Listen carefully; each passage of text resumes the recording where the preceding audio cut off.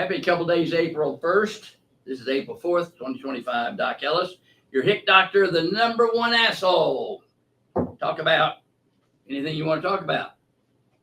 First question today is from Edward from New Jersey, VA. An injury, a lot of problems to have taken care of, a lot of psychological overlay. The question, he couldn't jump. Now the question to me is, do I have any chance of claiming claiming a, what do you call that, Gary? What? Continue. The CUE? Yeah. Clear and unmistakable. Clear and error, unmistakable error by the Department of Defense failure to evaluate my mental health. I don't know that answer. Can I help? If you need a medical report talking about your psychological problems and your injuries, that I can do. But that I don't know. I would recommend every state has a Veterans Commission. It's free. Give them a call. Or American Legion, VFW, all those people have veteran service officers. They may be able to give you a lead what to do. All I can do is write on VA is a medical opinion. And I'm glad to do that for you. All righty. To Brad from Ohio. Secondary connection. Federal workers' comp and VA disability laws are really fair. So secondary connections are easy to do. Now, getting them accepted is not easy because you're having to go through people, but the law is very clear. If it's federal, if an employment factor contributes the slightest amount to a pre-existing thing or new thing, it's covered. VA, if you've got a flat foot and later you have knee or hip, it's covered. Okay. You just need a nexus report saying it. Okay. So he's got PTSD, tinnitus, diagnosed with migraines. Migraines and tinnitus go right along. And obviously that's easy. And the PTSD, with it interrupts your rapid eye move sleep, and the brain is your sleep organ. Yeah, those two are easy. Do you have anything else?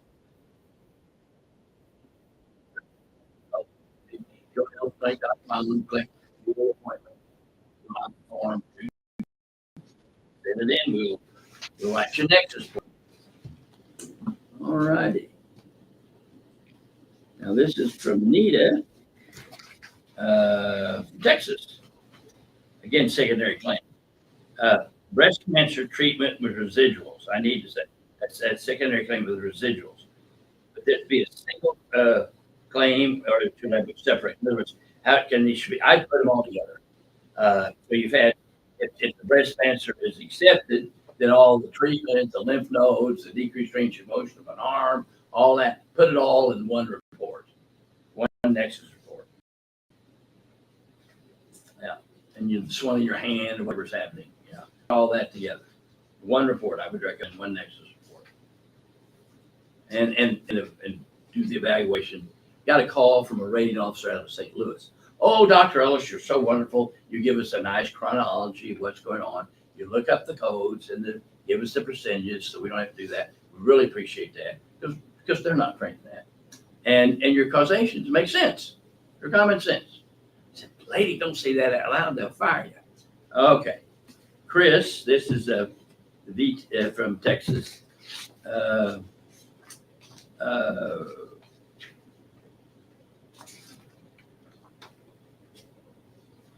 So he was separated during, he gave him separation pay during Clinton administration, started receiving disability benefits, received a letter stating that my separation pay will be recouped.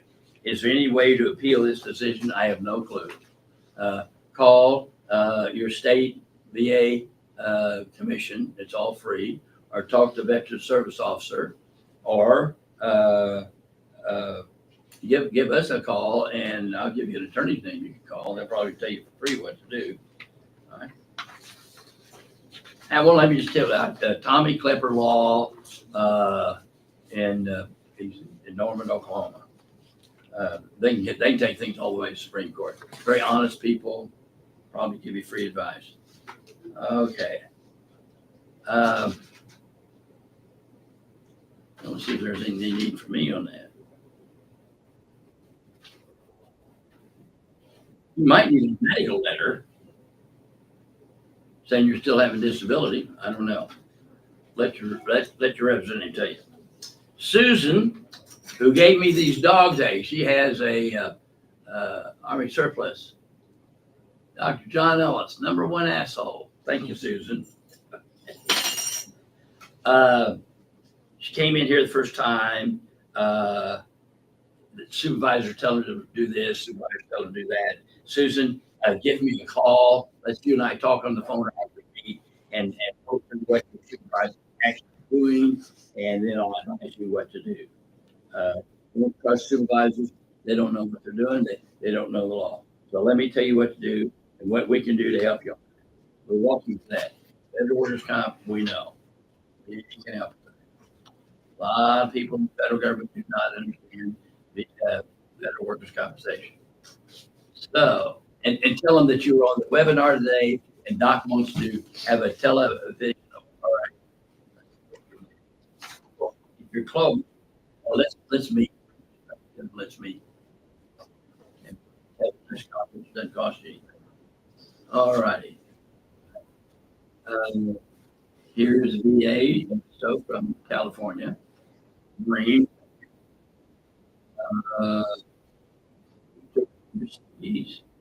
10% tinnitus, diagnosis, or sleep apnea.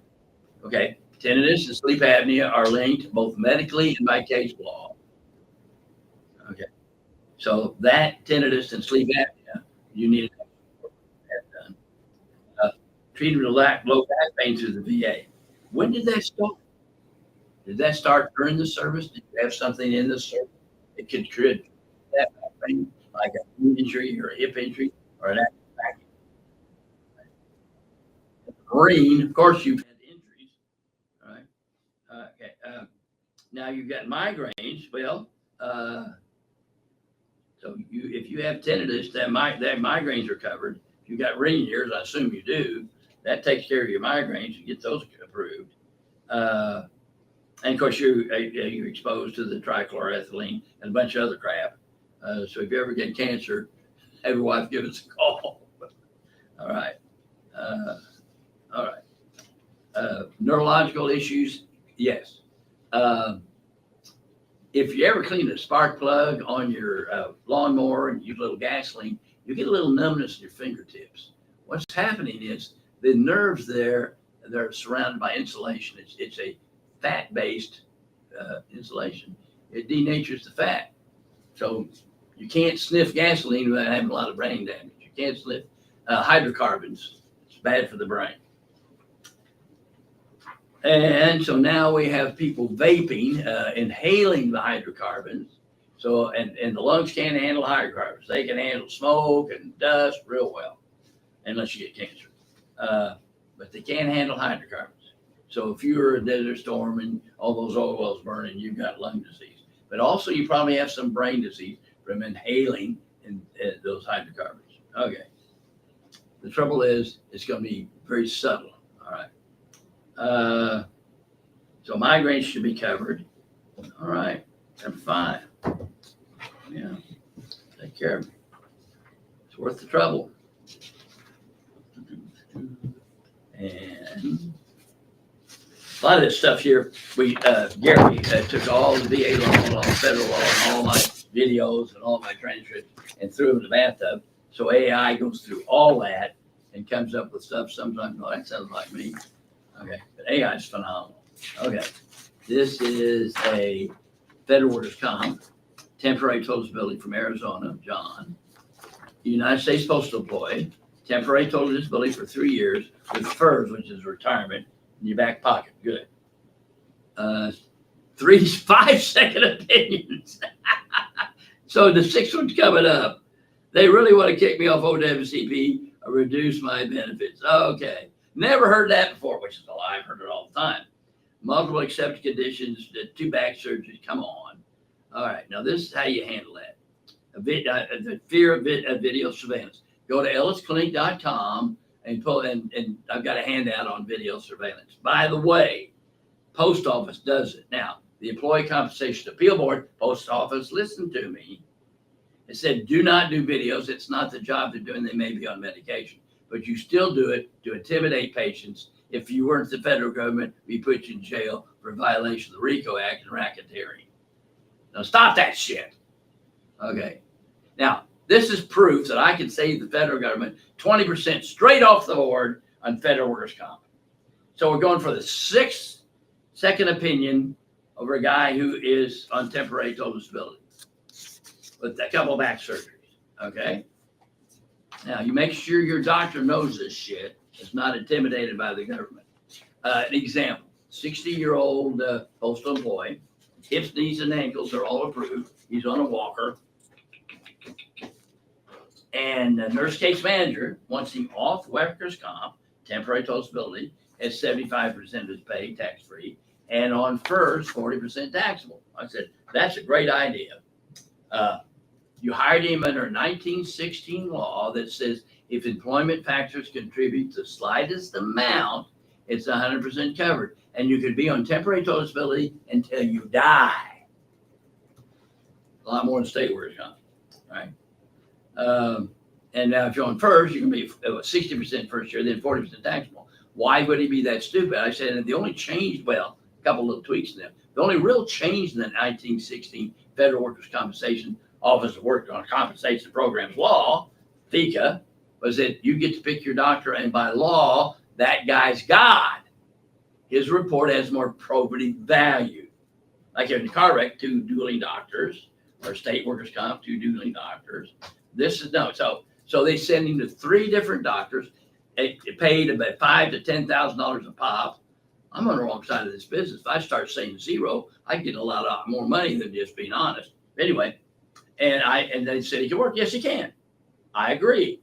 And then there's a form, it's called a CA-17. How much can you bend? How much you can drive? How much you live? And then you fill that out, and I fill that out, and I'm the guy that makes the decision on that. I'm God. Remember, that's the law. That's the Employee Compensation Appeal Board case law, and that's the law. And so, and the post office says, we don't have that job. So he stays on workers' comp. So they spent $15,000 to $30,000 for nothing. Now, I understand an insurance company fighting, but this is the federal government and a claims examiner that just wants to get it off, so I'm sure she's getting a post office call her, and they're not supposed to, trying to get this guy off the rolls. And they'll video you. They'll try to kill you. Okay? So Charles, a mail handler from Amarillo, charged this thick. He's had carpal tunnel, neck surgery, back surgery, knee surgery, blah, blah, blah. Video surveillance. They get a video of him lifting groceries and take him into his daughter's house. And they filed criminal charges, 5 years jail, $50,000 fine, blah, blah, blah. Jesus Christ, I get so pissed. Anyway, so I get a call from the union guy in Amarillo. Sounds like I need to come to the oral hearing. How much, Doc? $20,000 will come for free. It's my hobby. So I get out there, and I got this retired federal judge. Wow, she was probably a phenomenal federal judge. And she's got an attitude because she's seen insurance company doctors say nothing's wrong with somebody. And then she has administration attorneys get a doctor's 100% fair. She's seen whore doctors, white coats, lie. So she sits there like this. Doctor, what are you getting paid? Now, if this was federal court, I would have not have been flippant. But I said, I could get steak last night. And said, don't you be flippant with me. Now, I know immediately this lady has not read the Federal Employment Compensation Act. I teach this. The head judge of Federal Workers' Comp, and I teach this to lawyers and judges. Okay, I'm the expert in FECA. Okay?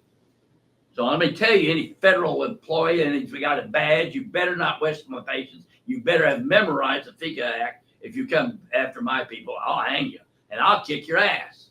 And I do. Every time I've been to federal criminal court, the judges threaten the prosecuting attorneys with contempt and sometimes jail. So anyway, back to this lady. So obviously, and so what do you do? Because if I don't take over, this guy's going to jail. They're already arresting. Okay? So I look at her, and I just keep looking at her. And slowly get up and walk around the table and get right in her face. Ma'am, I'm a clinical social professor of legal medicine. I'm the world's expert on the Federal Employment Compensation Act, both the law and the criminal law. I've taken off 2 days. My wife's at home with movie vans. I'm paying all my own expenses. The unions bought me steak last night, and they're damn sure going to buy me some beers tonight. And I'll bet you $1,000 a dollar right now that you've not read the FIG Act, and you're in way over your head. And I'm going to teach you the FIG Act, and you don't need to teach me ethics. Now, I'm sure that you got to go, my God, he's bipolar. The guy's good because she got fire coming out of her. I mean, she's just fit to be tied. But you could tell the lady was, I wish she could have gone to dinner. You know, she was a phenomenal fellow. You know, she's a phenomenal teacher at Texas Law School. Anyway, she goes, tell me what you think. So I led into the supervisor, the lawyer who never even raised their heads. I just raked them over the coals for not being prepared and not knowing the law, videoing this guy, wasting my tax dollars. And then I left. They said that she pointed to the supervisor and said, you better settle this for lunch. You don't want my opinion. She'll still rake them over the coals. So I assume Amarillo management thinks I'm the Antichrist. When I die, it'll become mythology in North Texas. So you need a doctor with those kind of balls to take on this stuff because they're out to get you. They're trying to get you fired. They're going to do video surveillance. They're going to do all kinds of stuff. I went to federal court for a FERS case, and they had all these video people and blah, blah, blah. And I said, Judge, I don't think we're going to look at these videos. Dr. Ellis explained to me, videos are not medical evidence, Your Honor. My interpretation of the video is medical evidence. You don't get to look at videos. The people who took them can't testify. You've got to have a white coat to testify. And the case was a guy had a fused neck. He's a crane operator. Obviously, he can't be a crane operator. I mean, he's a danger to himself and everybody else. Okay, and they filed criminal charges against him for over $4,000 he got on his FERS when you can actually make him at $80,000 anyway. Won that case. Okay, so I see a lot of stupid federal prosecuting attorneys. They're so lazy, they won't even get a clerk to look up the law. And in federal court, I have to send in the last 4 years of my trial testimony. If you had looked at my curriculum vitae, if you watched one of these videos of me in court, you don't want me in court. You better know the law. You're going to be my first witness. That'll show how badly the federal government is in training their people. And the prosecuting attorneys don't know it. They've got a badge and everybody's anal syncretized and stuff. Mine opens up. Okay, so that's my spiel for that. But you need to get somebody that will back you, and you need a doctor to be able to fill out a CA-17 and not be intimidated by the federal government. So you may have to come to Ellis Clinic. People come just for a dadgum CA-17. Travesty. Okay, here it is. Okay. Okay. OWCP accepted lung conditions, long COVID fatigue. Let me tell you what long COVID is. That's bullshit. You had encephalitis, a viral encephalitis. Okay? That's caused the trouble to your brain. Your fatigue is from brain injury, not long COVID. Call it what it is. That's so goddamn woke. There's no neurologist to take federal workers' comp here. There's no neurologist to take federal workers' comp in the United States. So we can do a telemed on that. Sure, I can do that. Yeah. Oh yeah. So you're still absentee. You can't go back to work. You have to have restrictions, and you get to choose your doctor. I don't have to be a treating doctor, but I can write your. In federal, it's not a nexus report. It's a causation report. Sure, you've got it. Yeah, that's an easy one. I'm having trouble finding a doctor to write a nexus. Good. Because you don't want a doctor to write a nexus that doesn't do it all the time. Because 50% of litigation requires a doctor's report. And we doctors are not trained. So you don't want any Tom, Dick, and Harry to do a nexus report. Like you don't want me to do brain surgery. I'm licensed to, but I'm not trained. And so they need to know how to do that.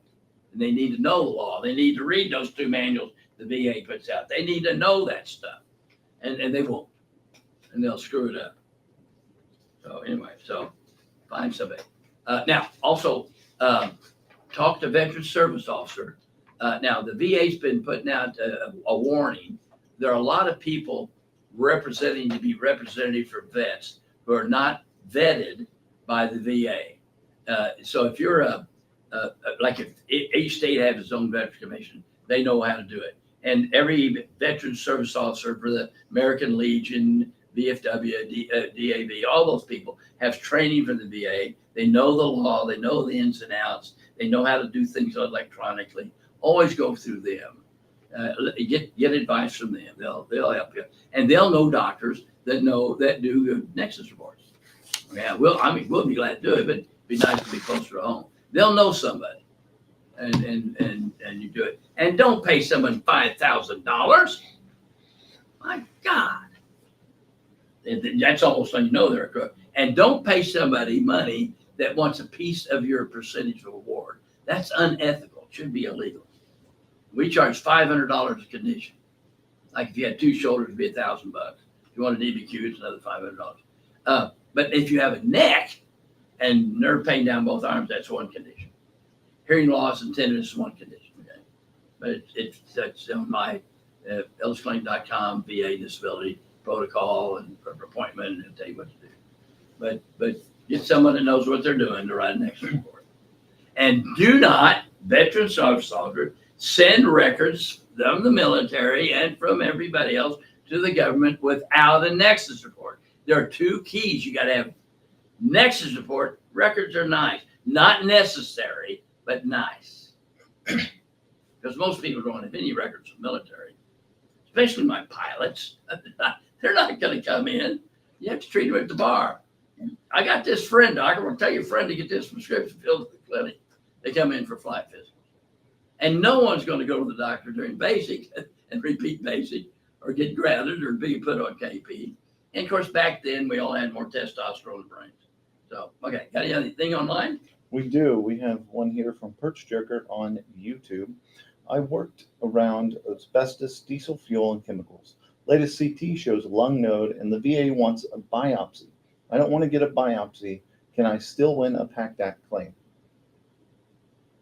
Yeah, probably. But now, do the biopsy. It's not a big deal. They take a little needle in there and they take a biopsy. Now, the node is probably caused by histoplasmosis, which is a fungus that everybody has, and you get a little fungus, and your body makes a little, granuloma. And so, so it'd be nice to know, okay? But you've had asbestos exposure, and so you have a 5 times greater chance of getting lung cancer. If you're a smoker, you have a 50 greater times of getting lung cancer. Okay, so get the biopsy. Then you don't have to worry about it. It's no big deal. I mean, even if your lung collapsed, which sounds terrible, we put a little hole here, suck the air up, and then it's healed. It's just a little painful to be local. Get the biopsy. That's the best way to find out. But you can file for it, but of course you get the biopsy, then it's fine. Okay, that's a great question. We have another individual actually replying to Perch Jerker, Maya from YouTube. Same here, but deployed locations aren't on the PACT list. So in that situation where it's not a PACT Act listed country, what would the resolution be? It's like presumptive for Agent Orange if you step 1 foot in Vietnam or within 3 miles of the boat. Okay, by people in Thailand or other places, and it's the Air Force. Around the perimeter was a lot of brown grass where they're using herbicides to keep the grass down around the perimeter. You have herbicide exposure, and then the rest goes, and then we do it. Okay, and so it's most they use all kinds of chemicals around bases, but that's how you get around it. All right, we have one here from BC B Council on YouTube. What is your win percentage with Nexus letters? What? What is your win percentage with Nexus letters? Go to VA Appeals, Google VA Appeals, just Google the word Ellis, and just see. But how many times they said, we're relying on Dr. Ellis' report, remand. I mean, you start over. Remand. Go check it out. Now, let me tell you about the Board of Appeals. The judges are lawyers. They understand the VA law is very pro-veteran. This is not criminal law. That's why doctors think it's got to be beyond a reasonable shadow of doubt. Doctors have a tough time doing VA disability. The other day, I was talking to a vet, and he was talking about, well, the things they had and whether we could increase it. I said, do you have sleep apnea? Well, I think I do. And I turned to his wife. I said, does he stop breathing at night? She said, yes. I said, that's a diagnosis. Now, what I would do, I would diagnose sleep apnea based on the history from the wife and say I'd recommend a sleep study. And then the VA will do a sleep study that you don't have to pay for. And if it comes back positive, there you've got it. Right? So it's just by history. 99.9% is the history. If I decide you're telling the truth, I write it down. If you have no records, they burned up in St. Louis, you tell me and I write down, that becomes medical rationale.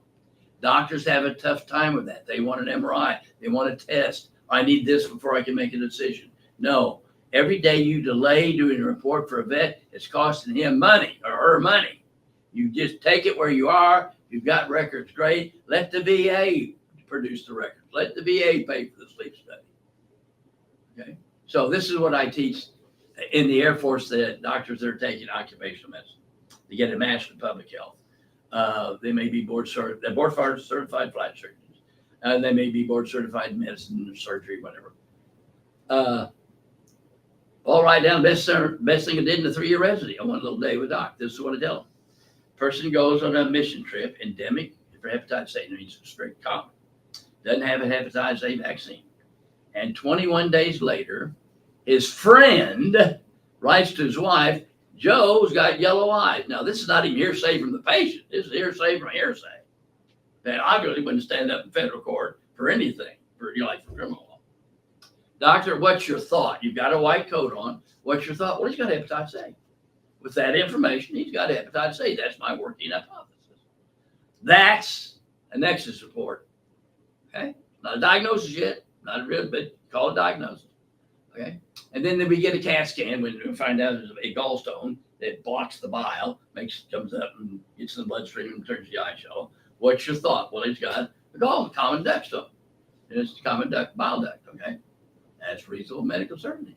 That's more likely than not. And those are the words you use in federal, in VA. Different words to different systems. Each state has different words. Okay, more probable, whatever. But in VA, more likely than not. Okay, and then the test comes back and it had hepatitis A also. Then at all 3 points, that's reasonable medical certainty, reasonable medical probability. More FBA, more likely than not. And everybody goes, shit. I've been screwing people for 30 years. Yes, you have, because you had no training. All your training in medical school was malpractice prevention, and then your legal medicine training is with watching TV, and that's criminal law. So, doctor, you got a white coat on. Tell us what you think. Like the story I told you about the judge. Tell me what you think. And of course, she got it because it was rational, makes sense. Okay, yeah. We have a question here from a Sherman and Barker on YouTube. How do you prove prostate cancer happened in service if you've been out 40 years? No, it's exposure in service. If you're a Marine, that's covered. Okay, but if you're around some chemical stuff, or you're around burn pits or something like that, which is just a chemical lab on fire and putting out all kinds of carcinogens. Yeah, and under VA, that's enough. Under criminal law, it wouldn't be enough. Under most state workers' comp case, it would not be enough. But the VA law is clearly pro-veteran. It's just doctors don't know that. They have not read the law. Talk a little bit more about, since he's been out 40 years, what the process would be to make that connection. Okay, cancer, you get the guy with asbestos. It takes 40, 50 years for that stimulus from the asbestos or from the chemical to finally manifest itself with a cancer. So time doesn't mean anything. In fact, if you got cancer immediately, then it's probably not from the chemical. But as it relates to medical records, I think You it's don't have important. medical records on that. So you're diagnosed 40 years later, that's your medical record, but your exposure, you don't have your records on that. They don't carry any OSHA forms or for your base or wherever you were. Yeah. So, I Long from YouTube. Hello, I would like to know, can I claim tinnitus on workers' comp and VA? Sure, absolutely. And so you're started out in military and then you're around more noise. Your ears are already, it's called hair cells, HAIR. It's not ear cells. And those are damaged. And so any more noise, they're much more prone to getting more damage. So, and you get more ring in your ears. Yes, it's aggravated, certainly. All right. Now, B Council has a follow-up question on YouTube. When your claim goes to appeals, do you help with them or are we on our own? No, you want a veteran service officer or lawyer. If you're going to appeal anything, you want a veteran service officer or lawyer. Unfortunately, lawyers can't help you start, but if you have a denial or downgrade, then you can get a lawyer. But you want to go through appeals with them. All I do is give you medical evidence. Well, no, this is a vet federal criminal court, and I wrote a big long letter to the judge and squelched that, and I was very disappointed because I really wanted to go and kick the ass of those prosecuting attorneys that filed it against this poor guy. So the deal was, he's in the service and he gets pneumonia, and the DI wants him to quit so that their stats are okay. Well, takes him out of the woods 5 times, beats shit out of him. Well, during the year he's in the service, he breaks out psoriasis, so he's been getting 10% for psoriasis for 100 years. Well, I see him many years later, and the psoriasis now psoriatic arthritis. Ooh. Okay, so I rate him 100% disabled from his arthritis, also diagnosed brain damage, and also write PTSD for having the crap beat out of him. And so the VA all agrees, and so he's been getting money. Well, he gets a $12,000 check of work he did before he was declared individually unemployable. Okay. And government comes after him, 5 years jail, $250,000 fine, criminal charges, blah, blah, blah, video people, blah, blah, waste of tax dollars. Now, I understand prosecuting attorneys need to have scalps, okay? But you're not going to go after a drug cartel. They'll kill your kids. I understand. You can go after a Al Capone back like that, like this, but not now. I understand. Okay. And so I was going to go testify in court, but anyways, the letter said, explained the law that I'll be the only person here because it's too late for the Department of Justice to get an expert witness. And I'm quoting the law that only expert witnesses have medical evidence. Right? And if I said he's got blue eyes, you think they're green, you have to adjudicate they're blue unless you have 2 reports. And it's too late for them. And I just lambasted, told them the names of the attorneys, where they went to school. There's no excuse for this. This is a simple case. All you need is a calendar and CPA. Was that money earned after he was declared individually employable? This doctor and all the VA doctors have agreed to all that stuff. They don't have a doctor say all that stuff is wrong. That's how stupid those attorneys were. I mean, it's just plain lazy stupid. It hurts your feelings, tough luck. I started in 2005 saying, federal prosecuting attorneys, you better know the law. I'm going to kick your ass. And I've been doing it since 2005. You don't want to mess with my babies. And if I get mad, tough shit. Hurt your feelings, stop doing this stupid stuff. All right. We have here from Marcus Conley on Facebook. Hi, Dr. Ellis. What information should you send to OWCP for a reconsideration? A reconsideration report from a doctor. Just another medical rationale report. So talk through that process. What does that look like if they come into here? Okay, so you come in, it's just like, okay, it was turned down, and then we will do the medical rationale. We'll go through all the stuff and present it and present the medical rationale. For instance, I had a patient that has complex regional pain syndrome, which is a terrible, awful thing. And I've been treating that when it was called RSD, reflex dystrophy. And they're getting ready to lower her impairment because most people don't know that. So I wrote a report, not only got it reinstituted, but increased her impairment rating. Okay. So it's just another report to get a grade upgraded. Or let's say you've got a bad knee, a total knee replacement that's accepted and your back bothers you. That's a consequential injury. We add that to it. So even after you've quit working for the government, conditions that you had that were accepted can cause more problems. So you get another medical rationale report. Right, we have Sherman Barker, again on YouTube, asking, how long is a nexus letter? Well, back to the one I sent to the judge in Chicago, I think it was 24 pages, but it's usually just, but depends what it is. If it's flat feet that got worse from being run around in combat boots and weights, that's just a little blurb, okay? In your physical exam and stuff. If it's a exposures, like we may cite references and attach them, and so it's not very long. It's just common sense. Tell the history, give the diagnosis, look up the codes, makes that easier for everybody, and then you put in your medical rationale. That makes sense to a lay person. I remember, now, the head of the University of Oklahoma's emergency rooms, they have emergency rooms all over, in medical school and in his emergency medicine training, never even had an hour course on occupational medicine. And of course, no one's had any training in legal medicine. But I remember we did have, when I was in medical school, back when they had dinosaurs, a Saturday morning, an hour deal on introduction to occupational medicine. I thought, it would be fun to go to court and explain to the lay person the medical issues in an injury. And that would be interesting to do. And that was my first introduction when the Lord brought me down this track to go into legal medicine. Then I get drafted, become a flight surgeon, which is occupational medicine. And then I started I had an attorney friend of mine delivered his baby. Doc, will you see a state workers' comp and rate them for the percentage of loss of the ability to do ordinary manual labor? That's how law talks to medicine, because you have to have a doctor's report to get things done. Well, that got me started in legal medicine.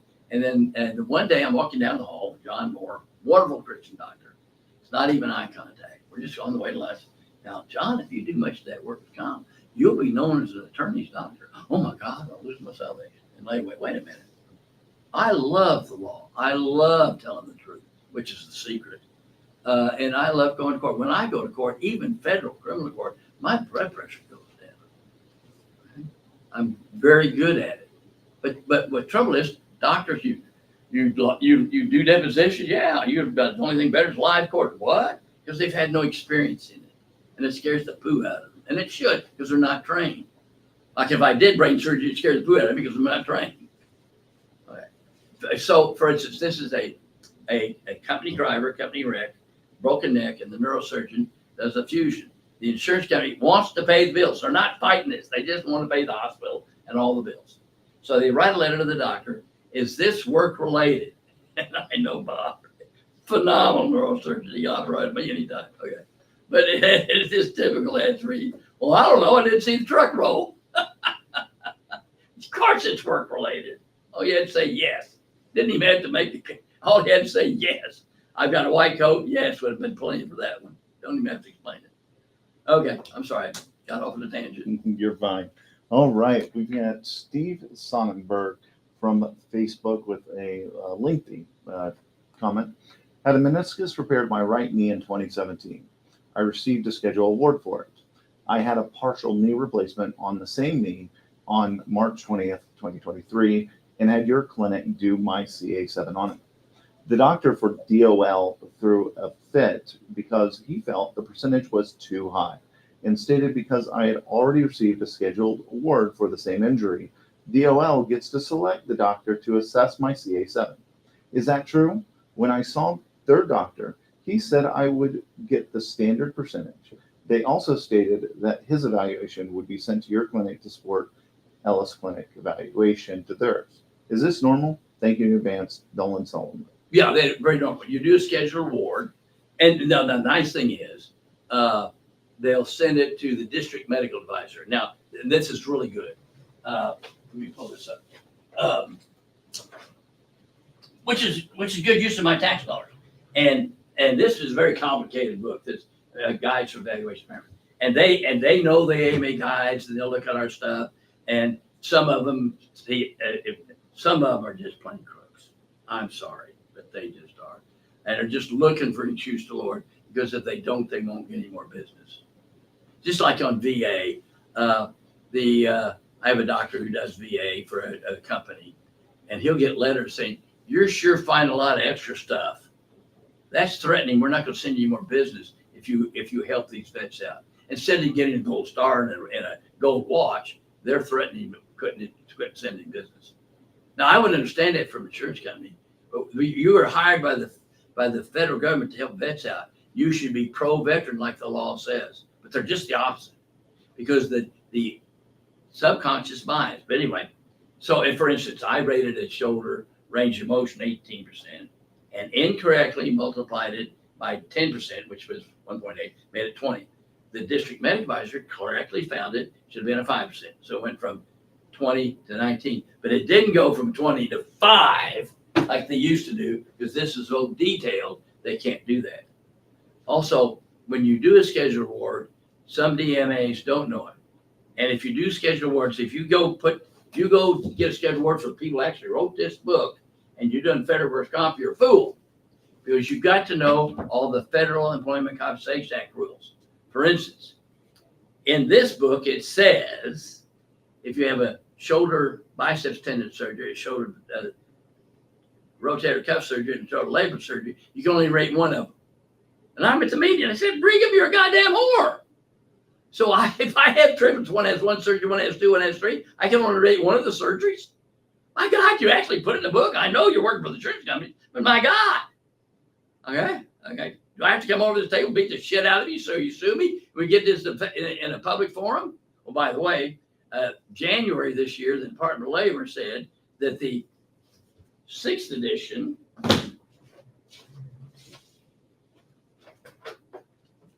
by Christopher Brigham, sue me, Christopher, has cost federal injured employees since 2009 over $900,000. I was right. Well, bottom line is right. Okay. So anyway, so it's very common for them to send it off, and then it's checked, and then they send it to me. Do I agree? A lot of times I do. Said yes. Or sometimes, well, I was wrong. But then also you'll see standard, insufficient, something like that. Or what really pisses me off, they'll say his previous range of motion is different than yours. Now, in shoulder, there's a minimum of 18 measurements with a goniometer. And what they're comparing it to is that at post-op, the surgeon said, good range of motion of the shoulder, but no numbers. There's no difference there. This is correct. That's just a generalization. But they'll go back to that. You can tell they're working to screw the working man. I'm just going to tell you the truth.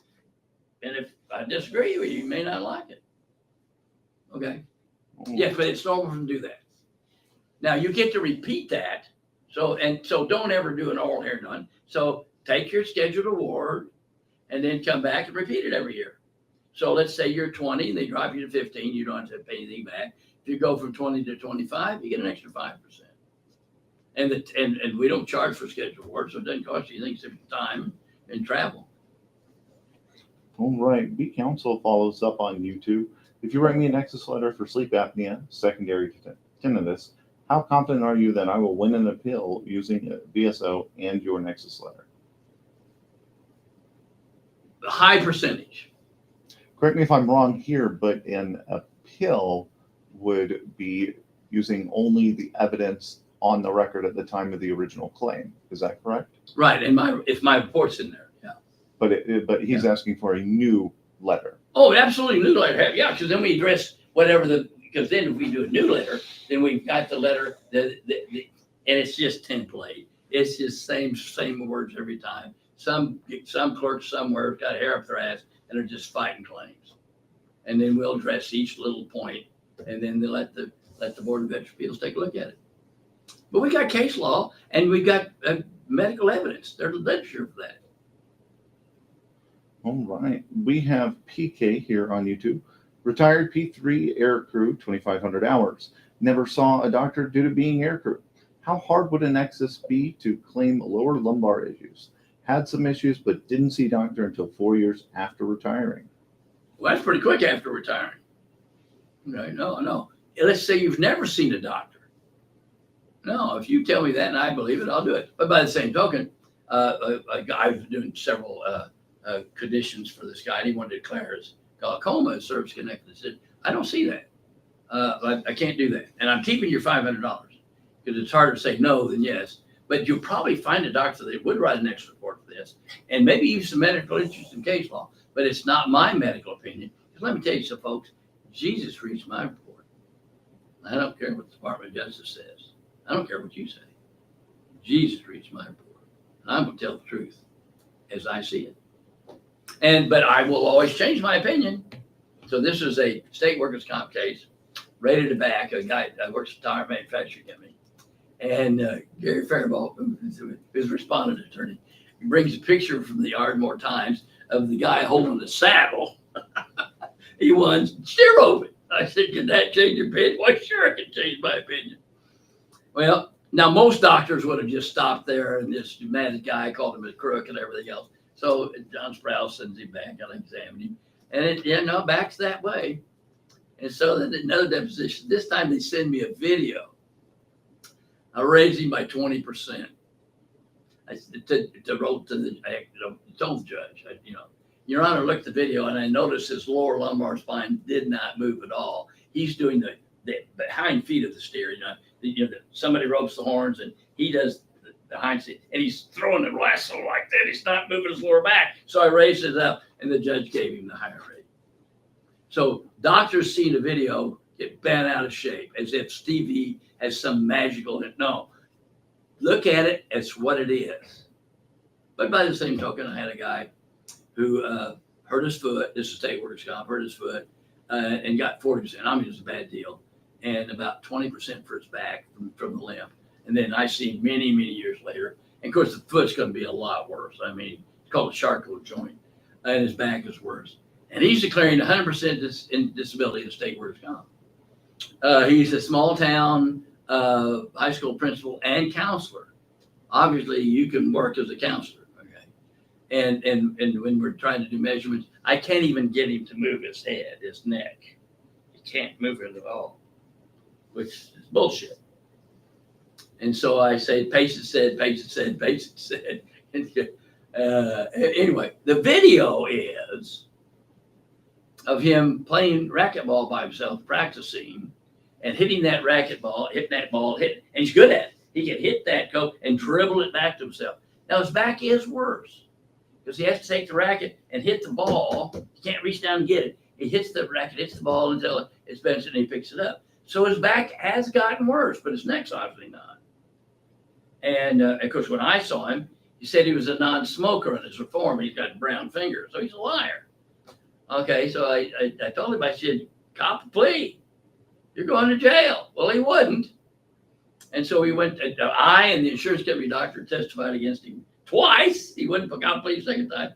And so the second time I thought, well, maybe he is disabled. He's too stupid to be a counselor, so he is 100% impaired. But that's it. We all know those stories, the horror stories. But that's rare, especially by the time you get to me, you're legit. It's just too much trouble to get in here. Okay. But there's a bias against anybody who files a claim. We fight fake claims, keep your car insurance premiums down, buy our car insurance, ran it for over and over and over again. The ad says if you file against that insurance company, they're going to fight you. It should have put them out of business, but it sold insurance, or they would have kept running the ad. When I started doing this, early 70s, I thought 60% of my patients be honest and 40% be a little flaky. That makes me amongst normal doctors, because we're very conservative, pro-injured person. Well, now it's like 98%. In fact, you have to draw the history out. They won't complain. They're afraid to think that someone thinks they're faking. Okay. We got Faithful Soul from YouTube. Tinnitus and severe sleep apnea. Would you include sleepwalking in Nexus, or explain sleepwalking as related? Sure it is. You messing with the brain, it's REM sleep and all that stuff, insomnia, sleepwalking, all that stuff. I don't know if you get any higher rating, but certainly. All right. We have Gene Heiser Easterly from YouTube. How long does OWCP have to decide if they will accept a referee opinion decision that was in favor of a request for an update of conditions? Gee, I don't know that one. I don't know. But I know one thing they do very dishonestly. They just wait and just wait. Will not make a decision, not make a decision. Because once they deny it, then you can do an oral hearing. But what the trick is, they won't deny it. So this was a friend of mine, state workers comp, and it said, I've done one federal. All the lawyers I know, it said, and hold on, I've done one, I'll never do another. So anyway, they needed the denial so they could appeal. He's helping a friend out. So they say you go to district court and ask the district court to rule for the claims examiner to either accept or deny. And instead of doing that, the Department of Labor, OWCP, sent a letter, you don't have jurisdiction. What balls? That shows a bias against the interest of the gun. That's my federal government, because you've got a claims examiner with a 12th grade education, no training in medicine, no training in law, and you don't get to know their last name. Okay? There are no checks and balances. And so you got it. And so they have to do something within 30 days. They don't. They just sit and wait. So we had one, it was a slip and fall, contused elbow, sprained neck, and 4 bruises, 4 contusions. Nothing's ever going to happen. So you got a contusion of the hip, a bruise of the hip. So 50 years later, if you have hip problem in federal works comp, that's enough to make it work related. Just the bruise in the emergency room for that little fall. But we said we would like those approved now, just to have, because it's on the emergency report. No response. Do it again, no response. So then the person sends a electronic communication to the government called ECOM. We're not the representative, but we helped. Here's the law. You're supposed to respond to written stuff within 30 days. On this day, you didn't respond to that day. This time you said that day. Okay, if you don't respond by this day, this is my 3rd response. I'm considering asking for an oral hearing to have this escalated up to senior claims examiner. Not that it's the threat. That's on January 11th, January 12th, the claims examiner said, pull up the file, all those are approved. Now, if we ask for an oral hearing, it's Ellis. It's Ellis. You don't need an oral hearing, we accepted everything you want for it, because you always win. We're tired of it, and we're mad at you, we don't like you, or they do, it doesn't matter, because they have to follow law. And so some claims examiners say, don't tell anybody, but you need to see Dr. Ellis. Or some people say, never see that guy, which is the best ad copy ever. Guy from South Carolina. So you know what my claims examiner said about you? He said, tell her to keep it up. He goes home, mother says, you go see that doctor. Because there's no doctor that would do what I'm doing. I'm just telling you, there's nobody in the world. Up until 2009, I'd have a pretty blonde attorney for the Department of Justice come up to my office about every 3-4 times a year, no paperwork, to intimidate me to stop doing federal workers' comp. That's called RICO Act in real life. And so this is a high barrier to entry. That's why doctors and clinics and hospitals can't do that. They don't know the law and they don't have balls. I got saved when I was 31. I assumed I'd be burned at the stake. Anything less is gravy for me. So I have no fear. And I love wars and I love beating up on bullies. Yep. We have a comment here from Reginald Bell Jr. on Facebook. Dr. Ellis is the greatest ever. No, I got it from 3 sources. Not the greatest ever. My pretty wife said, you're being paid to be an ass. No, I better look at the camera. Okay. You're being paid to be an asshole. Ken Edwards from Arizona, #1 asshole. And then from Susan Charity, Dr. John, #1 asshole. Not the greatest, just the #1 asshole. But I'm your #1 asshole. Right. We have Airman Cox 706 from YouTube. Is it possible to get a rating for hyperparathyroidism as a result of toxic radiation exposure from working in nuclear missile silos? Oh, absolutely, absolutely, absolutely. That organ and the thyroid are extremely sensitive to radiation. Absolutely. And that can be telehealth. Start off with telehealth, and if you have to, you come see you out. Oh, yeah. All right. We have a comment here from Gene Heiser Easterly on YouTube. Do I need to get to your office to write a request for acceptance? It's been over 30 days. Say that again. Do I need to get your office to write a request for acceptance? It has been over 30 days. I know, Gene. I don't know what acceptance means. If you want to clarify, Gene, on whether or not you've already been seen by the clinic and you're waiting on OWCV to accept Or it. you're looking for an appointment. Yeah, that's a little unclear. We'll definitely get that answered. But given that we're almost to noon, if you have any final questions for Doc, submit them now or. But it may be hard to get through us because we're only 16 people doing this stuff, folks, and only 2 receptionists answering the phone. So we really don't have, so it's hard to get through to us. Don't give up. All right. Well, we have another comment here, mirroring that of Reginald's by Ron Jackson on Facebook. The best doctor. In some areas. Well, before we close out for the day and giving Gene an opportunity to clarify, do you have any comments you'd like to make or anything you'd like the I viewers just to be love aware of? doing this. God, this is fun. It's the best hobby I've ever had. What advice would you give to individuals who see the bureaucracy and the difficulties? Okay, get over it. First of all, you're going to die. Everybody dies. Solomon, wisdom, wrote Ecclesiastes, there's something wrong under the sun. In other words, God screwed up. The righteous are afflicted, the evil prosper. If you've ever said, I can't believe they're doing that, go read the Bible. Genesis starts out with Satan in the garden. That ain't Genesis. That's Genesis 2. I want to know where that guy came from. If you're such a good guy, why the pain and suffering and all the stuff we do to each other? Okay? If you're that's a legit thing. James says, writing to people being tortured to death before they're thrown to the lions. Count it all joy when you suffer various trials. That has to be the dumbest verse ever. What? Joy? Yeah. Okay, there's something here. So you are looking for justice this side of heaven. You're looking for people to change their opinions. You're wanting to manipulate your environment instead of enjoying the trip. Count it joy. Let me tell you something, folks. A couple of years ago, I went to church and said, formal prayer. Lord, I need to know, am I supposed to pray for Satan? He's been the best Sunday school teacher. No, we're not. He's not redeemable. But all the crap I've been through, it's been good for my walk. Okay? Jesus said, blessed are those who are persecuted for righteousness' sake. But when you're going through all this stuff, you don't understand you're being persecuted for righteousness' sake. Well, the only guy that's righteous is Jesus. Now, if you're thrown to the lions, theologically, that's easy. And now, we still don't know why we get thrown to the lions. But if you're thrown to the lions, in a few minutes, you're going to allow jewels in your crown. Okay? But you really get to do it. But they never tell you how. Love your neighbor, turn your cheek, blah, blah, blah. They never tell you how. It's so simple, it's hard. Read Romans.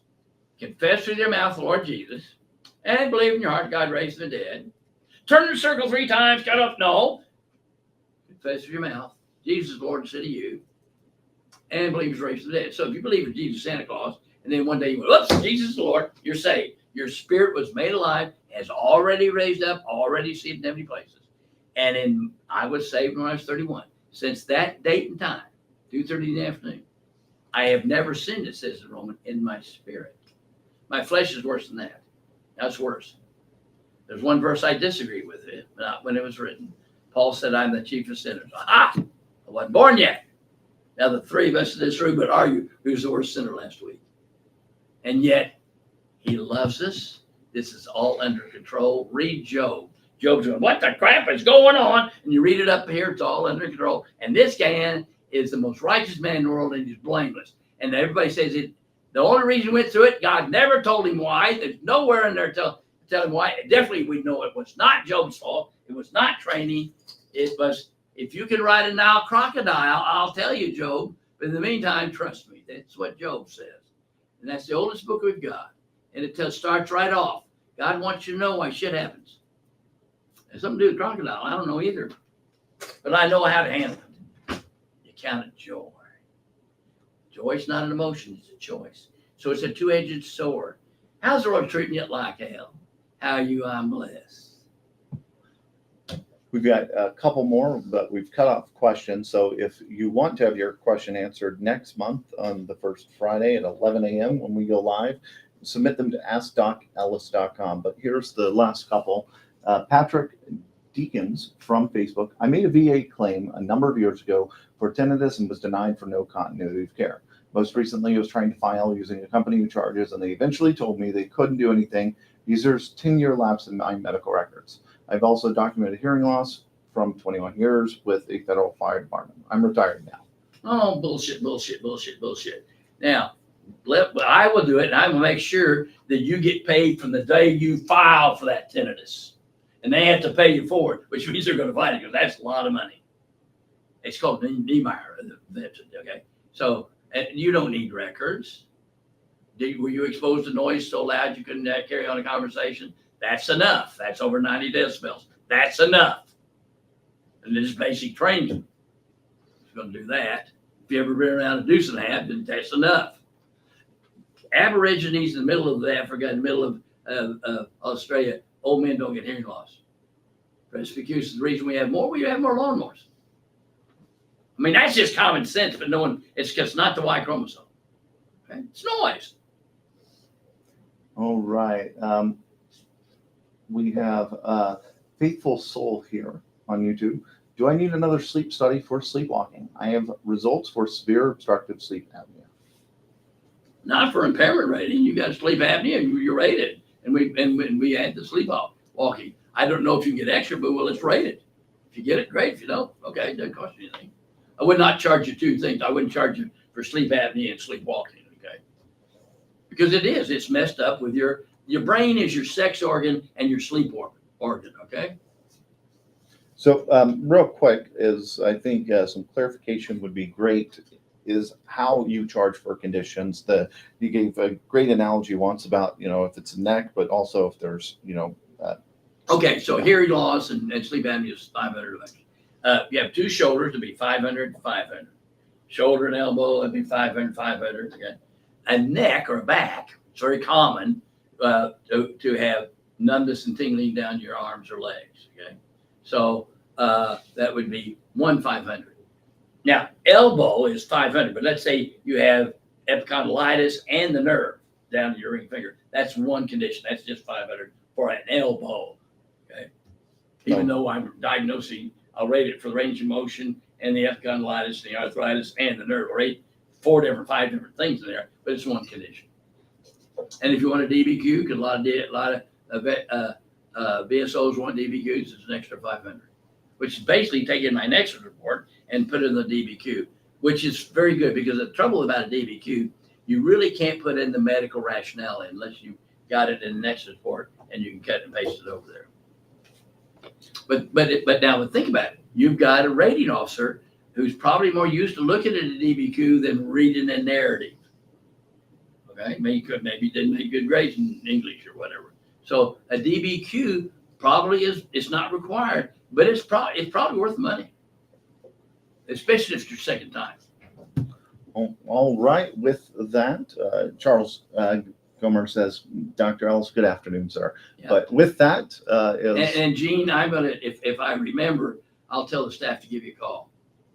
all right. Well, I'll make sure that that Thank gets you, to the because staff. I'm 83 and I have to walk that far and it'll be gone. But again, if you have any questions that you want answered, we do this monthly, first Friday of every month at 11 a.m. Go to askdocellis.com and your question will be answered at the beginning of the live stream.